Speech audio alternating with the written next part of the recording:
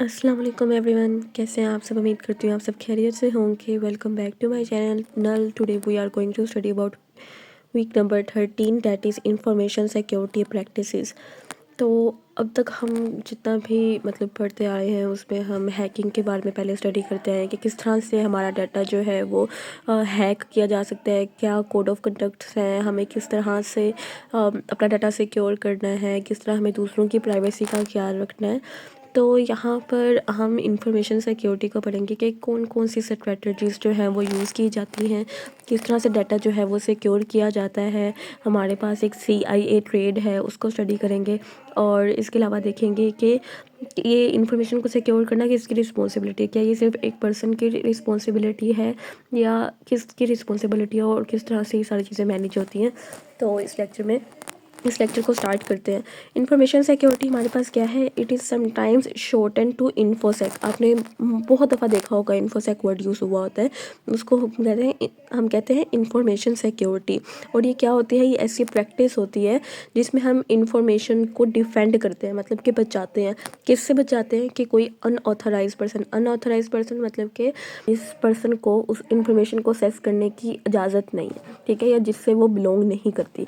For example कि अगर हम डिपार्टमेंट की बात करते हैं तो हेड ऑफ़ डिपार्टमेंट जो है उनके पास जो डॉक्यूमेंट्स होते हैं, जो टीचर्स के पास डॉक्यूमेंट्स होते हैं, उनको हर कोई स्टूडेंट इजीली एक्सेस नहीं कर सकता और उन पे साइन भी नहीं कर सकते स्टूडेंट्स, क्योंकि हम अनऑथराइज पर्सन हैं, हम ऑथराइज पर्सन नहीं। अगर हमने जो है जल्दी घर जाना होता है तो हम बेसिकली एक एप्लीकेशन लिखते हैं और उस पर जो है अपनी हेड ऑफ़ डिपार्टमेंट के साइन करवाते हैं। और जब तक हेड ऑफ़ डिपार्टमेंट का साइन नहीं होते तब तक हम यूनिवर्सिटी से बाहर नहीं आ सकते। मतलब यूनिवर्सिटी में रूल होता है कि आपने 12 बजे से पहले घर नहीं जा सकते। तो अगर 12 बजे से पहले घर जाना तो आप अपने हेड ऑफ़ डिपार्टमेंट के अपनी जो लेक्चरार हैं उनके साइन करवाते हो। अगर उनके साइन नहीं होते तो आपको बाहर जाने नहीं दिया जाता। तो सेम केसेस हेयर कि आपकी जो इन्फॉर्मेशन है ऑथराइज पर्सन ही सिर्फ उस इन्फॉर्मेशन को एक्सेस कर सकते हैं। जैसे कंपनीज हैं, वहाँ पर डाटा जो है वो हर तरह का मौजूद होता है। अगर हम यूनिवर्सिटी की ही बात करते हैं, क्योंकि यूनिवर्सिटी स्टूडेंट्स हो आप लोग, तो आप लोग का जितना भी डाटा है वो एडमिन में होता है और उसको हर स्टूडेंट जो है वो असेस नहीं कर सकता। इसकी रीज़न ये है कि अगर हर स्टूडेंट तक उसका असेस हो जाएगा तो उससे प्रॉब्लम्स आ सकती हैं। कोई अपना ग्रेड चेंज कर सकता है, कोई किसी को ब्लैकमेल कर सकता है फर्दर मोर। तो ये चीज़ जो है, इन चीज़ों को बचाने के लिए, इन फ्रॉड्स वगैरह से बचाने के लिए हम इंफॉर्मेशन को सिक्योर करते हैं, ठीक है। अनऑथराइज असेस यूज़, ठीक है। डिस्क्लोजर मतलब कि आपने पहले ही इंफॉर्मेशन लीक कर दी है, डिस्टरप्ट कर दी है, मॉडिफिकेशन कर दी है, उनके अंदर चेंजेस कर दिए, जैसे ग्रेड चेंज करना, ठीक है। इंस्पेक्शन कर लिया, आपने पहले देख लिया कि जी ये पेपर कौन सा आने वाला है, आपने सारे पेपर्स को मॉनिटर कर लिया, पहले ही आपने चीटिंग कर ली है। रिकॉर्डिंग आपने जो है रिकॉर्ड कर लिया, डिस्ट्रक्ट कर दिया, आपने पूरी की पूरी फाइल उड़ा दी। फॉर एग्जांपल जो है आप चोरी करते हुए पकड़े गए हो, आपकी वीडियो जो है आपको पता है कहाँ पर मौजूद है, एडमिन ब्लॉक में कौन से डिपार्टमेंट में मौजूद है, आपने वहाँ से जाके जो है वो रिकॉर्डिंग को डिलीट कर दिया। इस तरह के केसेस जो हैं, इनसे बचने के लिए क्या सिक्योरिटी प्रोटोकॉल्स जो हैं वो यूटिलाइज़ किए जाते हैं, तो वो सब चीज़ें जो है हम डिस्कस करेंगे। और वो सब चीज़ें जो है इंफॉर्मेशन सिक्योरिटी के अंदर आती हैं। ये सारे मिसकंडक्ट्स हैं, ठीक है। आपने इनको याद कर लेना है। आपको MCQs के फॉर्म में पूछे जा सकते हैं, आपसे शॉर्ट क्वेश्चन के फॉर्म में पूछे जा सकते हैं, तो ये याद रखनी है आपने, ठीक है। It is practice of defending information. किस चीज़ से इंफॉर्मेशन को हम डिफेंड करते हैं? Unauthorized access, use, disclosure, disruption, modification, inspection, recording और डिस्ट्रक्शन। 5 टर्म्स तो आपने लिखना, ठीक है। अगर भूल जाती हैं कुछ तो कोई बात नहीं, आप रिमूवल कह सकते हो। डिस्ट्रक्शन नहीं याद आ रहा, removal, deletion, recording, inspection, modification, ये वर्ड्स यूज़ कर लेना, ठीक है। It is a general term, ये जनरल टर्म है, that can be use regardless of the form the data may take, ठीक है। ये एक जनरल टर्म है, ठीक है। मतलब इंफॉर्मेशन सिक्योरिटी का मतलब ये नहीं है कि हमें सिर्फ और सिर्फ, हम अगर कंप्यूटर के स्टूडेंट्स हैं तो हमें सिर्फ कंप्यूटर वाली सिक्योरिटी की बात करनी कि कंप्यूटर में जो डाटा अवेलेबल है, नहीं। आपने ये इंफॉर्मेशन सिक्योरिटी एक जनरल टर्म है, इसमें हमारे पास फिजिकल डाटा भी आता है हमारे पास और इलेक्ट्रॉनिक डिजिटल डाटा भी आता है, ठीक है। फिजिकल डाटा में जैसे कि हमारे पास डॉक्यूमेंट्स होते हैं, हम प्रिंट आउट करते हैं, ठीक है, वो भी हमारे पास रिकॉर्ड फाइल्स जो है उनकी पूरी प्रॉपर फाइल्स बनती हैं, उनकी प्रॉपर जो है सॉर्टिंग की जाती है, उनको प्रॉपर रखा जाता है, स्टोर किया जाता है। इसी तरह हमारे पास जो डिजिटल डाटा होता है उसको भी सिक्योर किया जा रहा होता है। तो हमने दोनों की सिक्योरिटी देखनी होती है। CIA information security principles. यहाँ पर जो है ना इसके बारे में कोई डिटेल प्रोवाइड नहीं की गई, तो इसलिए जो है मैं वेबसाइट की तरफ एक चलती हूँ, गीक फॉर गीक्स की आई गेस। तो हम उसमें देखते हैं। अब ये CIA जो है ना, CIA ट्राइड, इसको ना ट्राइड कहते हैं क्योंकि ना ये एक रेक्टेंगुलर, मतलब 3 कंपोनेंट्स, आपको पता है ट्रायंगल में भी जो है 3 कॉर्नर्स होते हैं, तो इस वजह से इसको ट्राइड भी कहा जाता है। तो it is a core framework in information security that helps organisation, मैं ना स्क्रीन बड़ी कर लेती हूँ।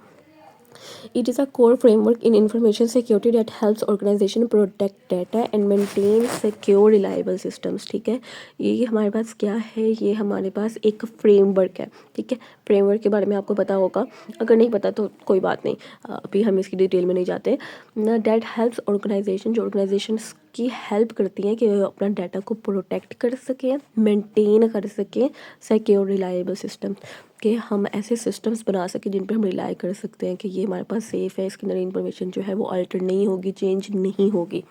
तो 3 प्रिंसिपल्स में कॉन्फिडेंशियलिटी, इंटेग्रिटी, अवेलेबिलिटी आता है। और ये प्रोटेक्ट करने के लिए, सेंसिटिव इन्फॉर्मेशन को प्रोटेक्ट करने के लिए गाइड्स होती हैं, और ये इंश्योर करती हैं कि डाटा जो है वो सिक्योर हो, एक्यूरेट हो, असेसिबल हो।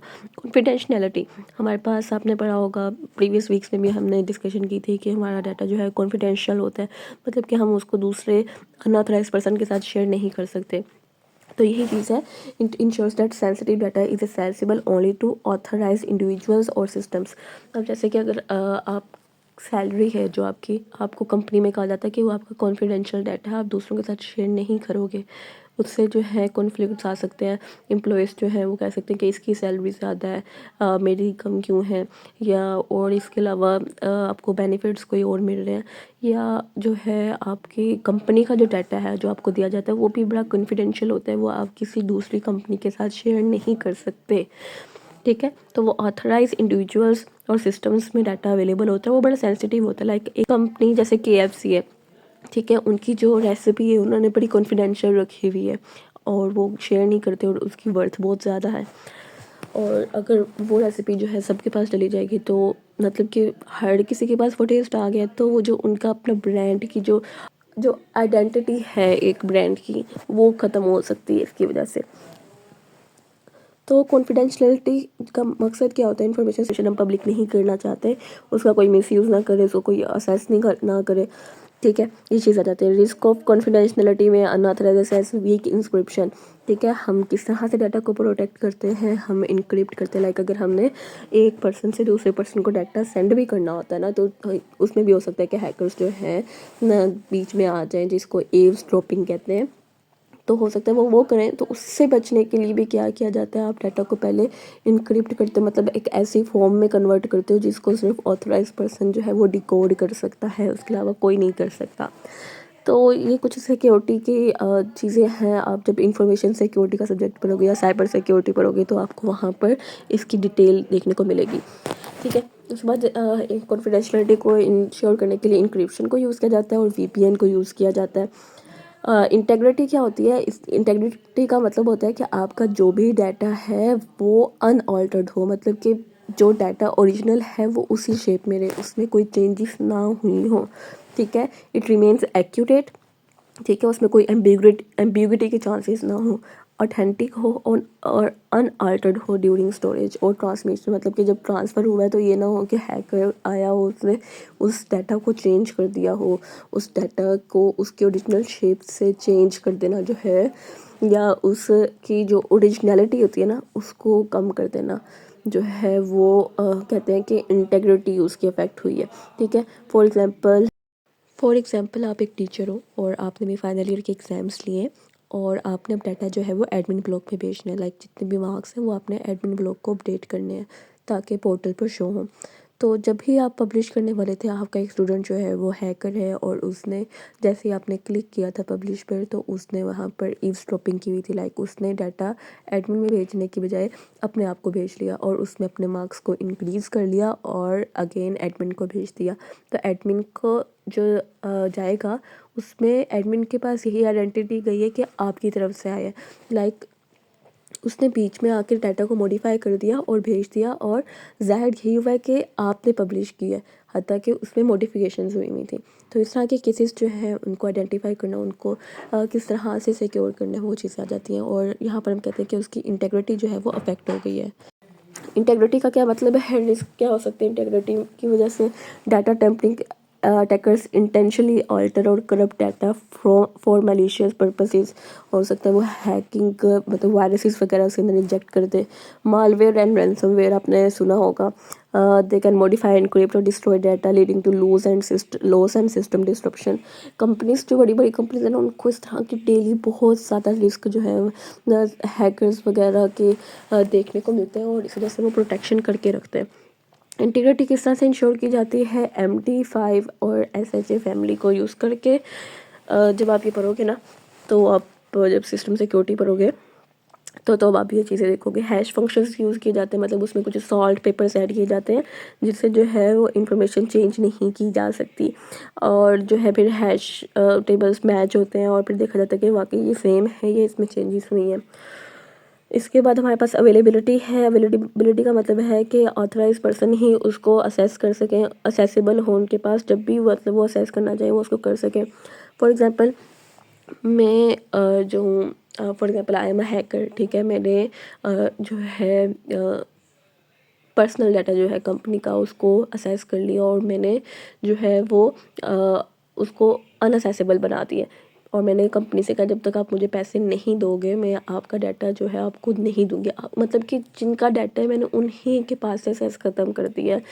और उसके अलावा जो है इसमें अटैक्स में किस तरह से किया जा सकता है? डिनाइल ऑफ सर्विस अटैक भी हो जाता है, और जो है distributed denial of services attack भी होते हैं, जिसमें एक साथ सर्वर में मल्टीपल रिक्वेस्ट भेजी जाती हैं और उसकी वजह से क्या होता है, सर्वर डाउन हो जाता है और जो डाटा है वो कस्टमर्स तक नहीं पहुंचता। और जो यूज़र्स हैं, कहते हैं ना अक्सर कि व्हाट्सएप डाउन हो गया है, व्हाट्सएप का सर्वर डाउन हो गया, या फेसबुक डाउन हुई है, इंटरनेट डाउन हुआ है। इसमें यही हुआ होता है कि डिनाइल ऑफ सर्विस अटैक चल रहा होता है कि एक साथ मल्टीपल जो है रिक्वेस्ट आ जाती है, इस वजह से सर्वर डाउन हो जाता है।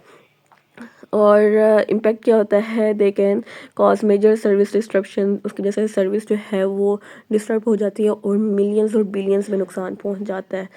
आपने सुना होगा अक्सर जब इस तरह के केसेस आते हैं। और अवेलेबिलिटी को किस तरह से इंश्योर करना है? अपने हार्डवेयर की मेंटेनेंस करनी है, रेगुलर अपडेट्स करनी है, और बॉटलनेक्स को आपने प्रिवेंट करना है, लाइक कोई ट्रैफिक इशू ना आए। तो इनको हैंडल करने के मल्टीपल वेज होते हैं, और आप उस पर मज़ीद अगर खुद सर्च करना चाहो तो आप कर सकते हो। नेक्स्ट हमारे पास है इसी के अंदर इंफॉर्मेशन सिक्योरिटी ऑर्गेनाइजेशनल स्ट्रक्चर। अब इसको ना एक एग्जांपल से समझते हैं। जैसे कि अगर हम सॉफ्टवेयर कंपनी की बात करें तो वहाँ पर बॉस है जो कि सारे रूल्स बनाता है, HR टीम है जो पर्सनस को हायर करती हैं, QA टीम है जो सॉफ्टवेयर की टेस्टिंग करती हैं, डेवलपर टीम होती है, इसी तरह सिक्योरिटी को इंश्योर करने के लिए भी टीम होती है। तो same is here information security organisational structure. यहाँ पर बोर्ड ऑफ डायरेक्टर और ट्रस्टीज़ होती हैं जो कि इंश्योर करती हैं कि मतलब कि जो रूल्स बनाती हैं, ठीक है, जैसे कि बॉस होते हैं। सेम हेयर, ये कोई टेक्निकल काम नहीं करते, ये बजट को एलोकेट करते हैं, ये अप्रूव करते हैं, ठीक है, जितनी भी सिक्योरिटी के प्लान्स हैं उनको अप्रूव करते हैं और फिर आगे प्रेसिडेंट तक देते हैं। प्रेसिडेंट जो है वो IT इंफ्रास्ट्रक्चर और ऑर्गेनाइजेशनल सिक्योरिटी को इंश्योर करता है और आगे जो है कम्युनिकेट करता है CIO के साथ कि ये सर्विसेज, ये प्लान्स जो हैं ये अप्रूव हुए हैं। और फिर जो CIO है, जिसको चीफ इंफॉर्मेशन ऑफिसर भी कहा जाता है, ये क्या करता है? ये देखता है कि जो बिज़नेस का ऑब्जेक्टिव है, जो IT इंफ्रास्ट्रक्चर है और जो सिक्योरिटी प्लान्स हैं, ठीक है, वो आपस में अलाइन हों, ठीक है। फिर उसके बाद जो है वो सिक्योरिटी डायरेक्टर होता है, मतलब कि जो लीड होता है, जो आगे सारे लोगों को मैनेज कर रहा होता है। ये चार, इसके अंदर ना 4 रोल्स आते हैं जो जिनको ये मैनेज करता है। प्रोजेक्ट सिक्योरिटी आर्किटेक्ट कौन होता है? जो कि स्पेसिफिक प्रोजेक्ट को जो है उसकी सिक्योरिटी को इंश्योर करता है। फॉर एग्जांपल मैं एक प्रोजेक्ट बना रही हूँ, तो प्रोजेक्ट सिक्योरिटी आर्किटेक्ट जो होगा मेरे उस प्रोजेक्ट के लिए प्रॉपर आर्किटेक्चर बना के देगा कि मैंने उसकी सिक्योरिटी को किस तरह से इंश्योर करना है। इंटरप्राइज सिक्योरिटी आर्किटेक्ट जो है वो पूरी ऑर्गेनाइजेशन की सिक्योरिटी को जो है देखता है, सिक्योरिटी को इंश्योर करने के लिए लॉन्ग टर्म प्लान्स बनाता है ये। जो सिक्योरिटी एनालिस्ट होता है ना, वो day to day security operations को देखता है कि मॉनिटरिंग, लॉगिंग, कि मतलब कि जो है कौन सा पर्सन जो है वो एडिटिंग कर रहा है, किसने कौन सी फाइल डिलीट की है, एडिट की है, कब लॉग इन किया है, कब लॉग आउट किया है। और ये जितने भी इंसिडेंट्स हैं ना, उनको आइडेंटिफाई करता है। लाइक अगर कोई भी एनोनिमस एक्टिविटी देखने को मिलती है तो उसको रिपोर्ट करता है। ठीक है, मतलब कि ये रोल रिएक्टिव होता है और ऑपरेशनल भी होता है। ठीक है, उसके बाद हमारे पास जो है ना सिस्टम ऑडिटर आता है। इसका रोल जो है ना वो इंडिपेंडेंट है। लाइक ये वेरीफाई करता है कि जो सिक्योरिटी पॉलिसीज़ बनाई गई हैं वो फॉलो हो रही हैं, नहीं हो रही हैं। कंट्रोल करता है कि प्रॉपरली इम्प्लीमेंट हो रही है, नहीं हो रही है। तो मतलब ये सिर्फ इम्प्लीमेंट नहीं करता, कुछ भी ऑडिट्स वगैरह इम्प्लीमेंट नहीं करता, इवेलुएट करता है। ठीक है, चेक करता है कि किस तरह से सारी चीज़ें कंडक्ट हो रही हैं। तो यहाँ पर हर किसी का अपना अपना रोल होता है। ठीक है, और इसमें आपने एक इम्पोर्टेंट लाइन लास्ट में लिखनी है कि information security is a management responsibility, not just a technical function. और जो मेन है सिक्योरिटी डायरेक्टर, वो ही जो नीचे 4 रोल्स है ना, इनको मैनेज कौन कर रहा है? सिक्योरिटी डायरेक्टर कर रहा है। मेन इम्प्लीमेंटेशन सिक्योरिटी डायरेक्टर करवा रहा है। ठीक है, अच्छा, इसके बाद हमारे पास है इंफॉर्मेशन क्लासिफिकेशन। इंफॉर्मेशन क्लासिफिकेशन मतलब कि अब हम इंफॉर्मेशन को भी क्लासीफाई करेंगे ना, कि हमने जो डाटा सिक्योर करना है, क्या आया वो किस नौयत का है। ठीक है, क्या वो टॉप लेवल सीक्रेट है हमारे पास, मतलब कि वो इतना इम्पोर्टेंट है, जैसे कि मिलिट्री ऑपरेशंस होते हैं। ठीक है, जैसे कि हमारे लिए जो हिफाजत कर रही है हमारी फ़ौज है, उनका डाटा जो है वो बहुत ज़्यादा प्राइवेट होना चाहिए। लाइक अगर हमारे जो दुश्मन हैं उनको पता चल जाएगा कि हमारे कहाँ पर फ़ौजी कम हैं या कहाँ पर हमारी सिक्योरिटी वीक है, तो वो इजीली अटैक कर सकते हैं। तो ये वाला डाटा जो है वो हाई कॉन्फिडेंशियल है, हाईली प्रोटेक्ट किया जाता है। और इसको सिक्योर करने के लिए जो है हम ज़्यादा फाइनेंशियल सपोर्ट भी कर सकते हैं। फिर हमारे पास कुछ मतलब कि आम इन्फॉर्मेशन है कि कल छुट्टी होगी या नहीं होगी, इसको अगर हम इतना सिक्योर ना भी करें तो इट्स ओके, मतलब डिस्क्लोज़ हो भी जाए तो हमें कोई हार्म, कोई नुकसान नहीं पहुंचेगा। तो इंफॉर्मेशन क्लासिफिकेशन है हमारे पास। कुछ गवर्नमेंट क्लासिफिकेशंस होती हैं और कुछ प्राइवेट सेक्टर क्लासिफिकेशंस होती हैं। गवर्नमेंट क्लासिफिकेशंस में जैसे कि मैंने आपको बताया कि इंटेलिजेंस ऑपरेशंस हैं, मिलिट्री कंट्रोल्स हैं, कि कहाँ कहाँ पर ड्रोन्स सेट हुए हैं। जैसे कि अभी आपने रिसेंटली जो प्रीवियस ईयर में देखा होगा, जो पाकिस्तान और इंडिया की जंग हुई थी, तो उसमें इंडिया की हैक कर लिए थे कंप्यूटर्स पाकिस्तान ने। तो वो सब चीज़ें, खैर वो टॉपिक थोड़ा सा आउट ऑफ कॉन्टेक्स्ट हो जाएगा। उसके बाद हमारे पास है प्राइवेट सेक्टर क्लासिफिकेशन। तो प्राइवेट सेक्टर क्लासिफिकेशन में क्या आता है कि बिज़नेस की हमने किस तरह से करनी है। लाइक एक बिज़नेस जो है, जो प्राइवेट इंस्टीट्यूट्स हैं, प्राइवेट स्कूल्स हैं, प्राइवेट ऑर्गेनाइजेशंस हैं, प्राइवेट कंपनीज़ हैं, उन्होंने अपना डाटा किस तरह से कंट्रोल करना होता है। उन्होंने अपने एम्प्लॉयज़ का डाटा जो है वो प्रोटेक्ट करना होता है, अपने यूज़र्स का डाटा, अपने जो है कोलैबोरेटर्स का डाटा जो है वो प्रोटेक्ट करना होता है। तो ये इस तरह की कुछ क्लासिफिकेशंस होती हैं तो यहाँ पर अपना टॉपिक एंड करते हैं। आज हमने इंफॉर्मेशन सिक्योरिटी को डिटेल में देखा है। आप इसके प्रैक्टिस क्वेश्चंस जो हैं इंटरनेट से देखकर लाजमी सॉल्व कीजिएगा। वहाँ पर मल्टीपल एमसीक्यूज मिल जाएंगे आपको। मिलते हैं नेक्स्ट लेक्चर में, तब तक के लिए अल्लाह हाफिज़।